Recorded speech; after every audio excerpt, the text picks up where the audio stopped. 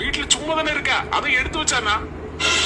என்ன சொன்னீரு? சும்மா இருக்கனா? நிறைய ஆம்பளைகளுக்கு பொம்பளைகளுக்கு கண்டல வார்த்தை தான் சொல்ல தோணுது. சும்மா இருக்க சும்மா இருக்க சும்மா இருக்க. என்னது சும்மா இருக்கமா? காலையில 5 மணிக்கு எஞ்சி முத்து முத்து தொளிச்சு காப்பியை போட்டு அந்த காப்பில 1008 குறை வர அது சுத்த இது சொல்லன்னு இட்லியா வச்சு சட்னியா வச்சு சாம்பார வச்சு எப்ப பாப்பா மத்தியானுக்கு சுவாத்த பொங்கி உங்களையும் பிள்ளைகள் வழியை அனுப்பிக்கிட்டு நாங்க படுத்த பாடு 2 இட்லியை முழுங்கிறதுக்குள்ள 1008 வேலை வந்துடும். அதுக்கடுத்தால நீங்க போன பிறகு எல்லா இடத்தையும் பார்த்தா குப்பை கூடமா கிடக்கும்.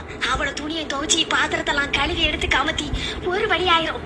மனுஷனுக்கு உசுரே போயிரும். இது கடையில ரேஷன் கடைக்கு போனோம், ஆதார்ல அங்க மாறி போச்சுமா இங்க மாறி போச்சுமா, அதை மாத்துமா இதை மாத்துமா பேர மாத்துமா ஊரை மாத்துமா, அதுக்கு ஒரு 1008 தடவை அங்கேயும் ஏறி இறங்கணும். உங்களுக்கு அந்த லீவு இந்த லீவு வருது. எங்களுக்கு வாரத்துல ஒரு நாள் ஞாயிற்றுக்கிழமை, அன்னைக்கு அந்த லீவ் உண்டுமா? அன்னைக்கு லீவு கிடையாது, ஒரு மண்ணாங்கட்டியும் கிடையாது. ஞாயிற்றுக்கிழமை எங்களை போல பொம்பளைகளுக்கு லீவ் விடாட்டாலும் பரவாயில்ல. அன்னைக்கு நான் சிக்கனை இடு மட்டனை இடு லொட்டு லொசுக்குன்னு 1008 வேலை வரும். எப்ப மத்த நாளோட டபுள் மடங்கு வேலை.